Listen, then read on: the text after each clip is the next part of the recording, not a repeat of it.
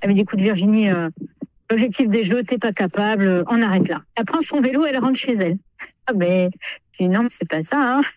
Je veux partir, donc 2 jours après, le temps de réfléchir, de me poser, etc. 2 jours après, je lui dis non, mais moi je veux partir au jeu. Et j'ai vu son sourire et c'est ce qu'elle attendait, que je verbalise que je souhaitais partir. Bonjour à toutes et à tous, je suis Baptiste Chebassier et j'écris à la main les 30 249 noms des médaillés olympiques depuis 1896. Cette grande fresque fera une fois terminée 130 mètres de long et je rajouterai pendant les Jeux de Paris 2024 les noms des nouveaux médaillés olympiques. Et pour la première fois, j'ajouterai aussi ceux des médaillés paralympiques, dont la base de données n'existe malheureusement pas. Je souhaite rendre hommage à travers ce projet artistique à tous ces athlètes qui s'engagent et donnent tout ce qu'ils ont pour vivre l'aventure des Jeux. Ils consacrent ce qu'ils ont pour moi de plus précieux, leur temps. J'ai longtemps écrit le nom de personnes décédées, et une fois le nom du premier médaillé encore en vie inscrit, j'ai eu envie de partager ce moment d'écriture avec les vivants. Vous écoutez le podcast Amateur, qui vous partage dans chaque épisode ma discussion avec un médaillé olympique que je rencontre chez lui ou par téléphone pour écrire son nom en sa présence et qui me raconte son histoire, celle de sa médaille et celle de son sport. Je découvre que ces médaillés ont tous un point commun avec vous, auditeurs. L'amour du sport. Ce sont donc comme vous, des amateurs. Et pour cet épisode, j'ai eu la chance d'échanger avec Virginie Arnold, archère. Médaillée de bronze de tir à l'arc par équipe en 2008 aux Jeux Olympiques de Pékin, elle gagne cette médaille avec ses 2 coéquipières, Sophie Daudémont et Bérengère Chu. Elle nous raconte la technicité du tir à l'arc, l'importance de la gestion du stress dans cette épreuve qui est une épreuve de précision, ainsi que l'ultra-domination des Sud-Coréennes dans cette épreuve. Elle nous parlera aussi de la difficulté à gérer les éléments extérieurs, que ce soit la vie quotidienne et personnelle, ou la météo et les éléments naturels. Donc Virginie Arnold, 44 ans, née à Biscarrosse, je vis sur Bordeaux et j'ai fait du tir à l'arc pendant presque 30 ans, on va dire. J'ai commencé le tir à l'arc en colonie de vacances où il y avait plusieurs sports. Donc j'ai préféré faire des sports que je ne connaissais pas, dont le tir à l'arc. Et plus j'en mettais partout, plus j'étais contente. Donc quand je suis rentrée de colonie, j'ai dit à mes parents que je voulais m'inscrire au tir à l'arc. Et il y avait justement un club à Biscarrosse de tir à l'arc. Donc j'ai commencé au club de Biscarrosse si je me trompe pas, dans les années 92. Après, j'ai changé de club en 98 pour les études. Et j'avais un club où j'avais un entraîneur et j'avais une équipe. À Biscarrosse, je n'avais pas d'équipe, j'avais rien. Puis après, voilà, j'ai progressé petit à petit. Et puis en décembre 2006, je reçois un courrier de la fédération qui dit que je fais partie des 10 meilleures françaises. Il y a une sélection qui va se faire à Cannes en 2007. Voilà, est-ce que je souhaite participer? Donc j'en ai discuté avec mon entraîneur de club pour voir. J'ai dit oui, moi je veux savoir où j'en suis. Je dis comme ça, voilà, je vais savoir où j'en suis. Donc je suis partie à Cannes mars 2007. Et où là, je finis 3e de la sélection. Je pars en Corée, en Coupe du Monde, la première Coupe du Monde. Je pars en Corée. En de Corée, mon entraîneur m'annonce, tu as une chance de participer au jeu. Qu'est-ce que tu veux faire? Je dis, écoute, c'est le rêve d'une gamine, donc on y va, on fonce, hein. On tente et puis on verra ce qui se passera. Voilà. Et j'ai tenté, donc ça a été 18 mois où ça a été du boulot intense, etc. La première sélection, mais pour commencer à peaufiner les équipes, et je la rate complet. Et la deuxième sélection, mais je la réussis complet. Puisque je crois que je fais 2 ou 3 records de France qui n'ont pas été homologués, mais voilà, je les ai fait quand même. Et voilà, donc du coup, au final de cette deuxième sélection, je finis première. Et au classement général, je finis 3e. Puisque la première sélection, j'avais fini, je crois, 6e sur 9. Avec moins 26 points, je crois, parce qu'il y avait des bonus et des malus. Et à la deuxième sélection, du coup, je remonte à 1 point au général. Donc voilà, pour dire que voilà, j'avais bien grimpé au niveau. Elle fait une belle remontée. Voilà, et puis je voulais ma place surtout. Voilà, surtout ça. Si entre-temps, entre ces 2 sélections, c'est une petite anecdote, mon entraîneur qui est venu me voir à l'entraînement parce qu'elle voyait que je bougeais plus, je faisais plus rien. Enfin, j'y arrivais pas. Il y avait quelque chose qui me bloquait. Elle est arrivée sur le terrain d'entraînement, en cible. Elle me dit, écoute Virginie, l'objectif des Jeux, t'es pas capable, on arrête là. Elle prend son vélo, elle rentre chez elle. Je dis non, c'est pas ça, hein. Je veux partir. Donc 2 jours après, le temps de réfléchir, de me poser, etc. 2 jours après, je lui dis non, mais moi je veux partir au jeu. Et j'ai vu son sourire et c'est ce qu'elle attendait, que je verbalise que je souhaitais partir. Ah, elle a provoqué un peu le déclic. C'est ça. En fait, elle a pris la carotte et tu la veux la carotte, mais tu vas la chercher, quoi. En gros, c'est presque ça. Donc je suis allée la chercher et puis voilà. Donc c'est pour ça que la deuxième sélection, mais j'ai rien laissé passer, quoi. Je voulais ma place. Voilà. Et donc vous avez eu la troisième place du coup. Au général, et voilà, et c'est là qu'ils nous ont dit, voilà, c'est 3 personnes, vous partez, faire les Coupes du Monde, et puis suivant les résultats, on verra si c'est vous définitivement. Et puis, alors là, je me rappelle plus parce qu'il y a eu tellement de choses. Je me rappelle, il y a une Coupe du Monde qui s'est fait à Vittel. Non, c'était Coupe du Monde ou un championnat? Non, c'était championnat d'Europe à Vittel en France. Et que là, l'entraîneur national, Marc Dellenbach, nous annonce, écoutez, pareil, en cible, on était en cible. Voilà, en face de moi, j'ai les 3 meilleures françaises, c'est vous qui partez au jeu. Voilà. Excellent. Ce jour-là, on a appris qu'on partait au jeu. Et vous étiez déjà, entre guillemets, en équipe à ce moment-là? Oui. Ouais. Avec Bérangère et Sophie. Ok, ouais. Donc, ils avaient quand même testé aussi... Ah oui. Et bien, à chaque fois, on va dire qu'il y avait toujours il n'y avait pas forcément des résultats, mais il y avait de très belles choses, toutes les 4. Alors, c'est pas méchant ce que je dis, je le dis très souvent. Souvent, on perdait à cause de Sophie, parce que Sophie tirait la dernière flèche, et tirer la dernière flèche, ce n'est pas quelque chose de simple. Okay. Donc, elle savait qu'on devait faire 7, et elle faisait 6. Et souvent, on perdait à cause de moi, parce que moi, je m'adore regarder sur les écrans géants. Voilà. J'adore me regarder tirer. Donc, voilà. Donc, souvent, on avait souvent la place du con, la 4e place. Voilà. C'est excellent, mais comment ça, vous tirez votre flèche et au moment de lâcher, vous regardez sur l'écran? Au lieu de finir mon geste, mais direct, mon regard allait sur l'écran. Ok, voilà. C'est marrant ça. Oui, voilà. Et du coup, si vous voulez, toutes les deux, donc Sophie, elle a travaillé à sa dernière flèche, et moi, j'ai travaillé à rien savoir ce qui se passait sur le terrain. Enfin, quand je vais arriver vers la fin, vous allez vite comprendre que je suivais rien du tout, quoi. En fait, j'avais interdiction de regarder les scoreurs, de regarder les écrans, voilà. Il fallait oublier tout l'environnement. Oui, il fallait que j'oublie tout. Ok. Ouais. Et voilà. Du coup, vous avez pratiqué ça comment? Avec une routine, avec un... En fait, j'avais une stratégie de tir qui était figée et je devais finir mon geste avant de regarder les écrans. Voilà, c'est tout. J'avais pas le droit avant. Je m'étais interdit, voilà. Je voulais tellement qu'on y arrive que je voulais mettre toutes les chances de mon côté. Et comment on choisit le dernier qui tire? C'est déjà, nous, on choisit un petit peu. Et après, moi, je savais qu'en équipe de France, je n'étais pas capable de tirer soit la première, soit la dernière. J'étais trop en panique. J'étais très bien, on va dire, enveloppée, on va dire, de mes coéquipières. Parce que la première, généralement, on met la meilleure personne, donc qui était Bérangère, parce que souvent, ça suit après. Si elle mettait une bonne flèche, nous, derrière, ça suivait, on mettait une bonne flèche. Si elle mettait une mauvaise, ça arrivait de mettre une mauvaise. Ou on arrivait à mettre aussi une bonne flèche, pour qu'elle reprenne un peu de... C'est un tout de beaucoup de choses. Je sais pas si je me suis fait... Donc, si je résume, donc, on est en épreuve par équipe à 3. Grosso modo, ce qu'on dit, c'est que la première flèche, on met en théorie le meilleur tireur. Voilà. Parce que il va mettre en confiance tous les autres. Voilà, ouais. Et donc le dernier, on le met parce que c'est lui qui conclut, quoi. Voilà, il faut gérer la pression qu'il y a derrière. Entre le temps, parce qu'on a un temps de 2 minutes pour tirer 6 flèches au total, donc c'est 20 secondes par archer, donc 40 secondes pour 2 flèches. Ok. Donc, il faut savoir gérer le temps derrière et tirer la dernière flèche, enfin la mettre dedans quand vous avez le speaker qui dit il faut faire un 8 pour gagner, quoi. C'est une pression en plus aussi. Oui, parce qu'on entend le speaker, on entend tout, quoi. Ouais, voilà. Donc, on savait très bien que Sophie avait un mental d'acier là-dessus. Il n'y avait aucun souci. Ah ouais, ok. Et est-ce que c'est un sport où il y a des stratégies de tir ou en fait, de toute façon, il faut toujours mettre au milieu? La stratégie de tir, non.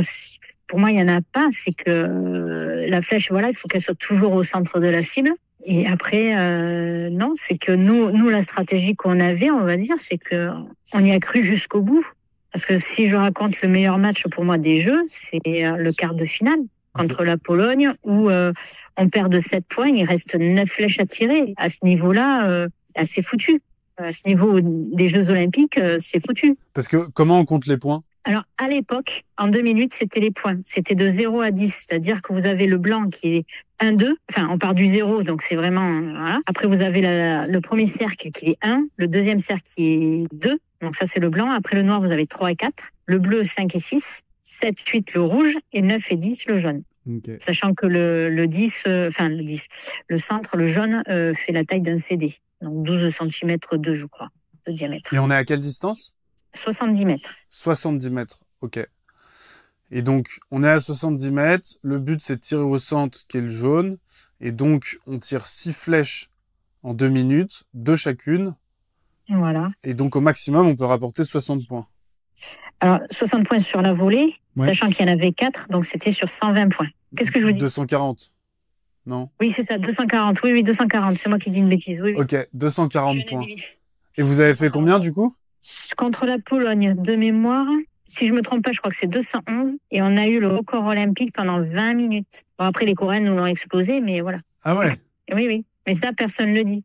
Sauf que moi, j'ai revu des vidéos et on voit bien que record olympique. Donc 211, c'était le record olympique à la fin du match. Oui. Et après, 20 minutes après, les Coréennes nous l'ont bouffé, quoi. Et hop, au revoir. Ouais, ça d'ailleurs, c'est un truc que j'ai observé un peu dans les noms que j'écris. C'est à quel point un relativement petit pays comme la Corée du Sud s'est spécialisé dans ce sport et le domine, quoi. En fait, ce qu'il faut savoir, c'est que nous, on doit travailler à côté pour faire notre passion ou le faire même à haut niveau. Eux, là-bas, ils sont payés à faire que ça. Comme nous, ici, le foot. Voilà.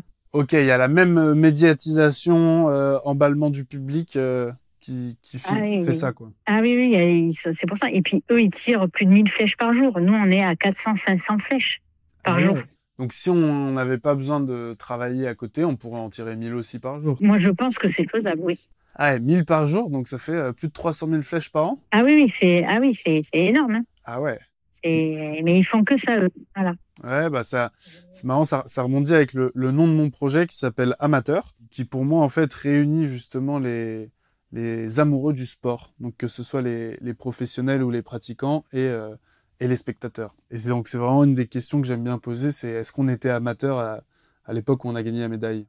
Ah oui, moi, j'étais qu'amateur. Hein. Moi, c'était ma passion, point. Jamais j'aurais cru que j'allais participer au jeu. Pour moi, c'était le rêve d'une gamine qui était très très loin. Déjà rentrer en équipe de France, c'était énorme pour moi. Et puis partir au jeu, alors là, c'était et ramener une médaille, ça y est tout. Ouais, parce que du coup, de ce que j'ai vu aussi, vous parliez du match le plus compliqué qui était la Pologne. Alors pas compliqué, c'est que, c'est qu'on perdait. C'est qu'on perdait de 7 points, il reste 9 flèches. À ce niveau-là, généralement, le match, il est fini. Il est fini, quoi. Sauf que on y a cru jusqu'au bout, alors qu'elles, en gros, elles avaient gagné. Elles se voyaient gagner. Alors que nous, on n'avait pas gagné, on n'avait pas perdu. On y a cru jusqu'au bout, jusqu'à la dernière flèche tirée, et on a gagné de 7 points. C'est-à-dire qu'on a rattrapé en 9 flèches 14 points. Ah ouais, c'est beaucoup. Énorme, c'est énorme. Donc, c'est pour ça que ce match, moi, j'adore le raconter, parce que pour moi, c'est le plus beau match. Ouais, c'est vraiment un revirement de situation, on lâche rien, on y va et... C'est ça. C'est pour ça que je dis souvent, on lâche rien. Tant que l'arbitre n'a pas sifflé, tant qu'on n'a pas tiré la dernière flèche, mais voilà, rien n'est gagné. C'est pour ça que ce match, j'adore le raconter pour dire, crois, regarde ce que nous on a fait. Ouais, excellent. Parce qu'en finale, de ce que j'ai vu, le score, il était serré, non? Non, c'est la petite finale, oui, il a été serré. C'est la petite finale. Contre les Anglaises. Ouais, c'est la petite finale contre les Anglaises, oui, là, c'était serré. Ça s'est joué de mémoire à la fin, 2 points. 2 points, ah ouais. 1 ou 2 points, mais je crois qu'on a gagné de 2 points, parce qu'il y avait une flèche de barrage, mais là, je ne saurais plus exactement, je le confirmerai pas, quoi. C'est quoi une flèche de barrage? La flèche de barrage, c'est quand on est à ex-aequo, on tire une flèche de barrage, et la flèche la plus près du centre gagne. Là, vu que c'est une équipe, c'est au nombre de points, et si au nombre de points on est égalité, ça sera la meilleure flèche des 3 flèches. Okay. Chacune tire une flèche, et voilà, c'est au score, et si le score est identique, ils prennent la meilleure flèche. Donc c'est les tirs au but en fait. C'est un peu ça.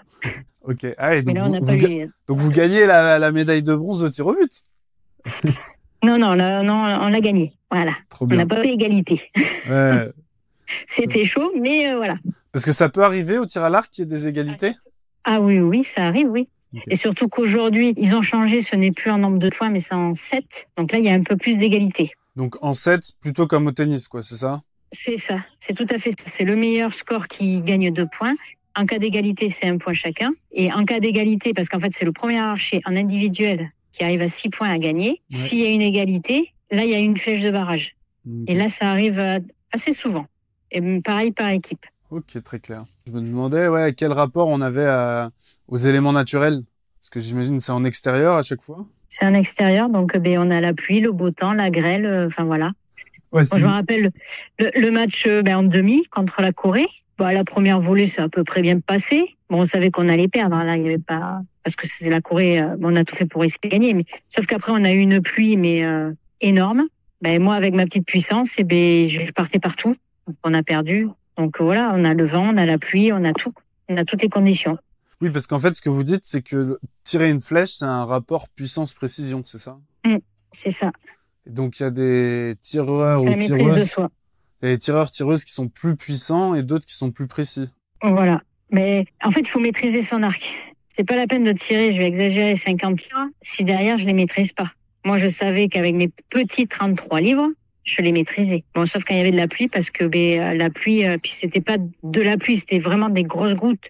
Donc, avec ma faible puissance, qu'est-ce qui se passait? Les gouttes tombaient sur les flèches et ça me faisait descendre les flèches, mais voilà, énorme. Donc, quand vous J'aurais dites une 33 puissance. livres, j'ai pas compris. 33 livres, en fait, vous divisez par deux pour avoir le nombre de kilos que je tirais. Donc, ça faisait à peu près 33, oui, 16 kilos. Entre 16 et 17 kilos par flèche. Donc, ces kilos, on traduit en fait la tension, La puissance de l'arc. puissance de l'arc. Voilà. Ok. Ah, et donc, il y a des gens qui vont tirer à 20 kilos ou à 30 kilos. Voilà, mais les Coréennes sont à peu près à 50 livres. Ah oui! Ah oui, ben, elles font ça tous les jours. Moi, je travaillais à côté. Ok. Donc, voilà. Mais après, comme je dis, moi, si je suis arrivée là, ça a été le mental qui a été plus fort. Ouais. Et de toute façon, au jeu, moi, je dis toujours, c'est qui sera le plus fort mentalement qui gagnera. Ouais, parce que, par définition, alors j'imagine que c'est quand même un sport physique, mais où l'aspect mental est peut-être encore plus présent, quoi. Ah, c'est primordial. C'est primordial. Ouais, c'est un sport de précision, quoi. Voilà. Ben, la maîtrise de soi. Et les épreuves, c'est toujours sur 70 mètres? Oui. Oui. Et est-ce qu'on a des arcs particuliers? Est-ce que les arcs changent d'un athlète à l'autre?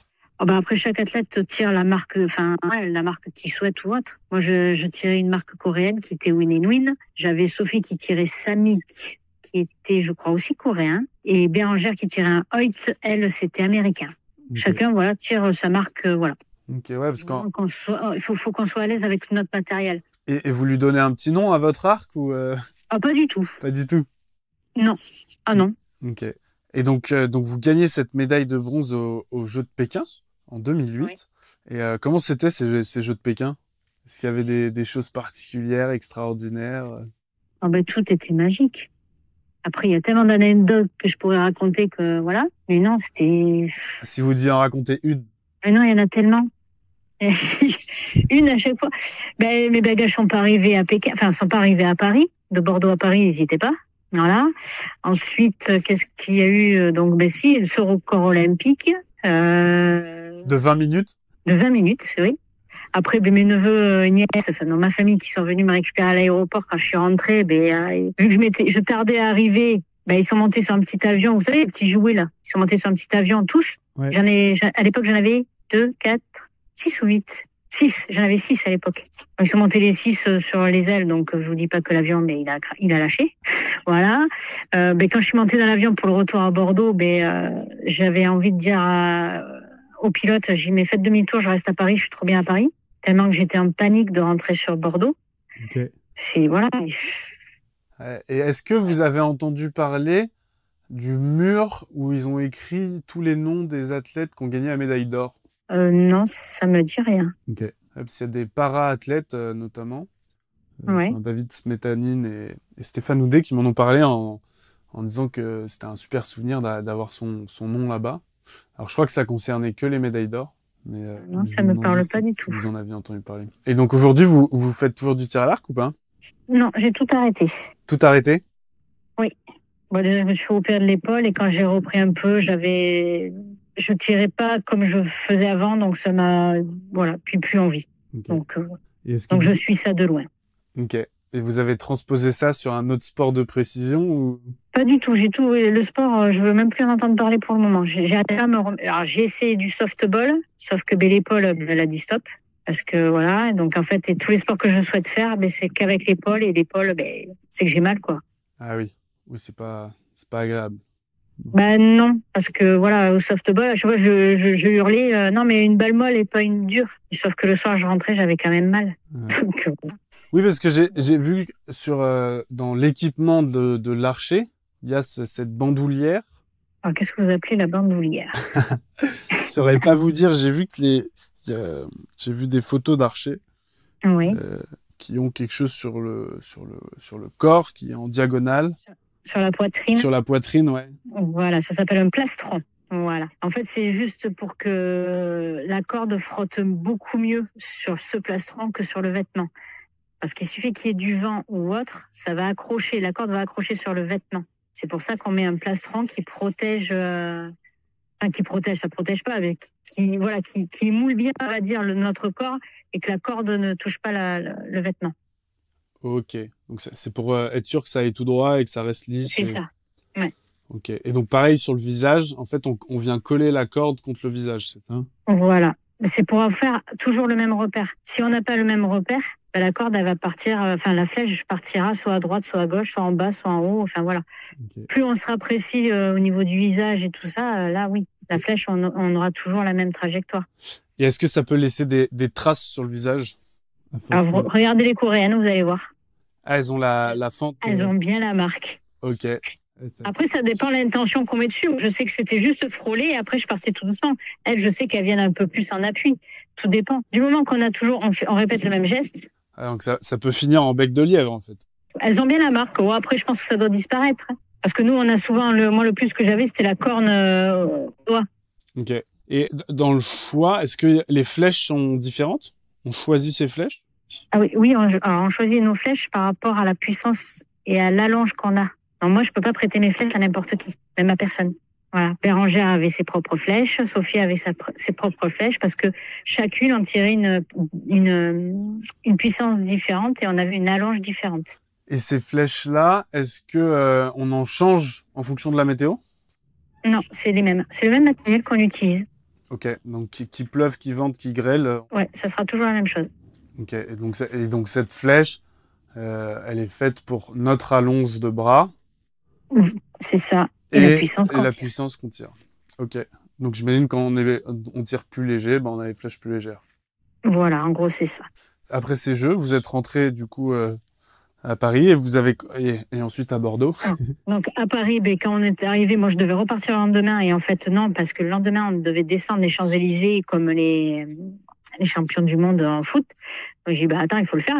Ça sera qu'une fois dans ma vie. Donc, j'ai fait ça. Après, on a été reçus à l'Élysée. Et puis, le lendemain, je suis rentrée à Bordeaux, où là, j'ai eu l'armée, puisqu'à l'époque, j'étais militaire. L'armée de l'air qui est venue à l'aéroport, ma famille qui était présente et mon club qui était présent aussi. Ah ouais. Donc, ça faisait du monde à l'aéroport. Ça faisait du monde. Et deux, les petits-neveux, du coup, ils ont cassé un avion devant l'armée de l'air. Voilà, ouais. Ok. Ça, c'est marrant comme histoire. Ouais, et puis mon filleul qui a pleuré dans mes bras quand je suis partie lui dire bonjour. Enfin, trop chou. Ouais, vous avez vraiment senti la fierté, quoi. Ah oui. Et après, j'ai pas vu tout le monde, mais je sais que mon oncle et ma tante, ils en ont pleuré, mes parents, ils en ont pleuré, mes frères ont pleuré aussi. Enfin voilà. Mais il y a des choses que je n'ai pas pu voir. J'étais tellement, voilà, j'avais la télé qui m'attendait, j'avais Sud-Ouest aussi, j'avais la mairie qui allait m'attendre aussi parce que le club avait organisé une petite réception. Voilà. Et donc, quand vous avez tiré à Pékin, vous avez jamais regardé les grands écrans, du coup? Non, parce que oui, l'anecdote aussi, c'est que en fait, Sophie a tiré sa dernière flèche. Elle s'est retournée une première fois. Enfin, elle s'est tournée une première fois pour dire on a gagné, mais elle a vu qu'avec Bérangère, on réagissait pas. Pour moi, il restait encore des flèches. Donc Sophie, qu'est-ce qu'elle a fait? Elle s'est retournée pour voir si réellement on avait gagné. Et elle a dit oh les filles, on a gagné. Voilà. Excellent. Donc, ça prouvait que je ne suivais rien du tout. C'est presque devenu robotique, quoi. C'est ça. On avance, on tire, on compte pas les points, on fait pas les trucs, faut juste faire 10 et... C'était ça. Ok, excellent. Et donc après, vous avez continué une carrière... J'ai essayé jusqu'à Londres, donc 2012. Et puis après, j'ai eu l'épaule. Là, il fallait que je me fasse opérer. C'était plus possible. Je tenais l'épaule à la fin des compètes, donc... Ah ouais, ok. Voilà. Donc c'est fin de carrière sur blessure, quoi. Oui. Et après, vous êtes resté dans le monde de l'archerie, on dit? Oui, archerie, ouais. Oui et non, voilà, je tirais un petit peu, j'avais arrêté, voilà. Après, j'ai essayé d'entraîner, mais voilà, j'ai arrêté, je sais pas. Ok. Et qu'est-ce qui fait, du coup, aujourd'hui, quand on est gamin, qu'on se met au tir à l'arc ou qu'on fait du tir à l'arc plutôt qu'un autre sport? Qu'est-ce que ça apporte? Quelle est la différence? Les gamins, eux, c'est quand ils regardent Robin des Bois. Et après, qu'est-ce que ça apporte? C'est surtout pour les gamins hyperactifs où là, ça les canalise quand même. Parce que si on n'est pas calme pour tirer, moi je me rappelle, oui, il y a des entraînements, je suis arrivée, une fois, enfin je me rappellerai toujours, une fois je suis arrivée à l'entraînement, j'ai dit à mon entraîneur, bon aujourd'hui je fais pas 500 points. Moi, je les ai pas fait, hein. Voilà. Donc voilà, c'est pour ça que je dis énormément que le mental il joue beaucoup. Donc ça prouve que pareil, une fois j'étais en colère ou non, j'avais mon père qui était à l'hôpital où j'avais failli le perdre sur la table d'opération. Ben, je suis partie m'entraîner, j'y arrivais pas. J'ai dit, écoute, c'est bon, là, je suis là pour mon plaisir. Papa, il va rester dehors. Donc, du coup, je suis ressortie. C'est une image que j'ai faite. Je suis sortie du terrain. J'ai dit, maintenant, papa, tu restes là. Je vais m'entraîner. Et après, je reviens, je te reprends. Et puis, voilà. Ça a marché après. Donc, ça apprend, on sait que ça m'a beaucoup apporté sur plein de choses, quoi. Ouais, ça a été une école de la vie pour la suite de tenir son mental et rester calme dans toutes les situations. Voilà, parce que le boulot, c'est bien de se battre tous les jours, parce que malheureusement, le boulot, il y a des fois, c'est dur. Et voilà, tous les jours, il faut se battre. Mais voilà, là, je lâche pas dès qu'il y a une difficulté. Aujourd'hui, il y en a beaucoup qui lâchent parce qu'il y a une difficulté. Et vous faites quoi, du coup, comme boulot? Vous faisiez quoi aussi pendant Alors, moi, quand j'étais à l'armée, j'étais, on va dire, comptable. Ensuite, j'ai réussi mon concours de sous-officier, donc je suis passée secrétaire et je suis partie à Mérignac. Ouais, parce que j'ai fait Cazaux, Paris et Mérignac. Quand j'ai commencé à préparer 2012, je suis partie à la police municipale à Saint-Médard-en-Jalles. Et après, voilà, je voulais plus mettre ma vie en danger. Donc, du coup, je suis partie, j'ai eu une opportunité. Je travaille chez un notaire en tant que formaliste. Ok. Donc, rien à voir. Ouais, complètement. Changement de sujet. C'est ça. Ok. Et vous avez toujours des contacts avec vos co-médaillés, vos coéquipiers? Là, je pense qu'on va se voir le 28. Et quand on se voit, voilà, c'est juste ça, on se voit. Ouais, donc le 28, vous montez à Paris pour les épreuves. Oui, c'est ça, pour les épreuves équipe filles. Ok. La fédération nous a invités. Ah, top. Ouais, ça va être magique. Ouais, je leur souhaite. Là, elles ont fait des résultats dernière à la Coupe du Monde. Elles ont fini 2e. Donc voilà, je croise les doigts. Derrière les Coréennes? Ouais, malheureusement, ouais, toujours derrière les Coréennes. On croise les doigts pour que ce soit pour cet été. Hein. Mais c'est ça. Bon, déjà, si elles gagnent une médaille, ce sera déjà bien. Ouais. Voilà. Je leur demande pas l'or, une médaille. C'est, voilà. Moi, je pense que quand on fait les Jeux, c'est ramener une médaille déjà. Ouais. Parce que quand je dis, on est, je ne sais plus combien de millions à faire du sport en France, on n'est que 400 à partir et on ne revient que 40 médaillés. C'est énorme. Donc, si elles peuvent en faire partie, je leur souhaite. Et en plus à Paris, voilà, ça serait magique. À Paris, surtout, je suis passé devant là il y a une semaine. Ouais. Sur les pelouses d'Invalides, là, ça va être magique, quoi. Ah oui, ça va être top. Ça va être formidable, quoi. Un bel endroit. Ok. C'est marrant de se dire, je connais pas d'autres sports autant dominés, j'ai l'impression. Par le ping-pong, badminton. Si nous, c'est vrai que nous, à part chez les hommes, il y a vraiment chez les femmes où c'est vraiment dominé. Depuis que le tir par équipe existe, si je me trompe pas, depuis que le tir par équipe existe aux Jeux Olympiques, ça a toujours été les Coréennes. Qui ont gagné la médaille d'or. Ah ouais. Après, ça a toujours été, voilà, ça a toujours tourné, mais les Coréennes, toujours premières. Ouais, mais en fait, le tir à l'arc, c'est une matière chez eux comme l'écriture ou comme le français ou l'histoire, quoi. C'est ça. Ils naissent avec un arc entre les mains. Alors, ils naissent pas avec un arc dans les mains. Ils naissent, voilà, il faut qu'ils fassent le geste parfait. Tant que le geste n'est pas parfait, ils sont en élastique, en fait, au début. Tant que le geste n'est pas parfait, ils n'ont pas le droit à un arc. Une fois que le geste est parfait à l'élastique, ils ont droit à un arc, mais ne pas tirer de flèche. Voilà. Après, une fois que c'est parfait, ils ont le droit de tirer des flèches. C'est pas la même mentalité où nous, tiens, t'as un arc, t'as les flèches, démerde-toi, en gros. J'exagère, mais c'est presque ça.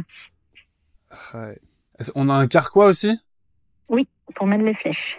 Donc, oui, ça aussi, il y a eu une anecdote dessus. La fédération nous achète des carquois et ils devaient arriver directement à Pékin. Mais quand on est arrivé, ils ont mis 2-3 jours, ils étaient bouqués à la douane. Donc on n'avait pas de carquois au tout début quand on est arrivé. Et donc la mécanique, c'est quoi? C'est on attrape une flèche, on la met, on visualise, on décoche. Alors moi, mon rituel, voilà, c'est je mettais la flèche. Le temps que je mette la flèche, je me répétais, je faisais la visualisation et la stratégie de tir. Donc avec mon entraîneur de club, Martine Lafitte, on appelait ça le refrain. Je me préparais tout ça avant de tirer la flèche et une fois que j'avais mis mes doigts, hop, c'était parti. Je remémorais tout ce que je faisais. Et voilà. Et après, je décochais et ça allait là où ça allait. Ok. Et donc on a un petit écran, c'est ça, où on peut voir la puissance du vent? Alors ça, on l'a surtout quand on est dans les arènes.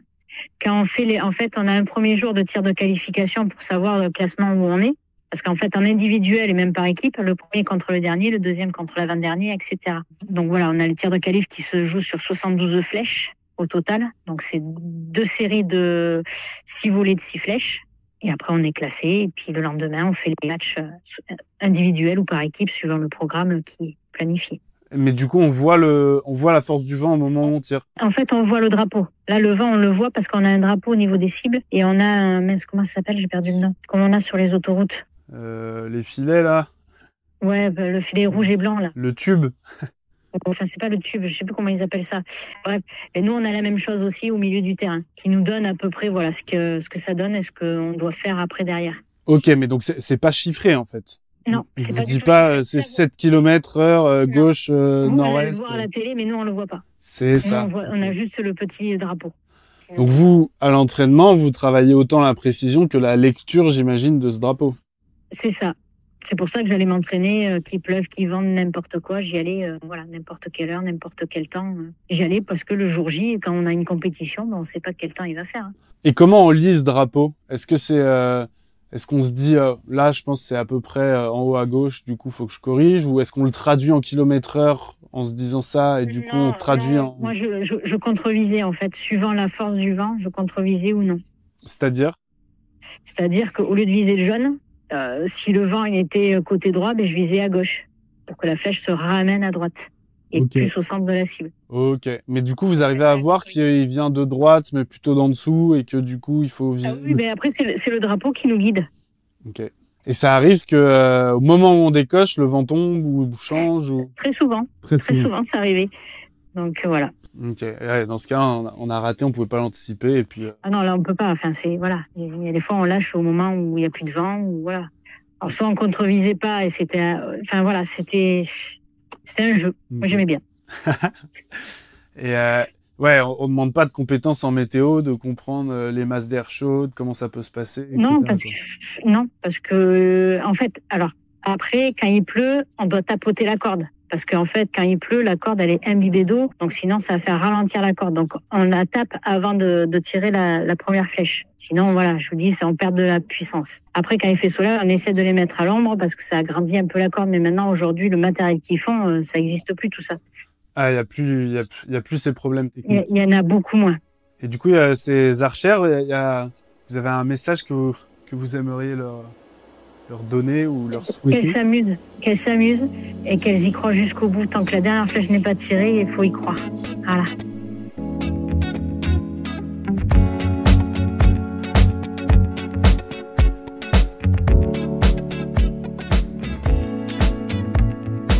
Je vous remercie pour votre écoute et j'espère que cette rencontre avec Virginie Arnold et le tir à l'arc vous a plu. J'ai personnellement beaucoup aimé son explication de la difficulté de la gestion de la météo, qui rajoute vraiment un élément ludique à ce sport, je trouve. J'ai aussi été touché par sa détermination à participer aux Jeux Olympiques et à sa capacité à rentrer dans un état de concentration totale. Vous pouvez découvrir d'autres histoires de médaillés olympiques sur ce podcast et sur les réseaux sociaux. Si vous avez aimé cet épisode et si vous voulez soutenir le projet artistique amateur, n'hésitez pas à vous abonner, à partager ce podcast à vos proches et aux amoureux du sport, à laisser un commentaire et à mettre 5 étoiles sur les plateformes d'écoute. Je vous remercie pour ce moment partagé ensemble, pour votre temps, et je vous dis à bientôt.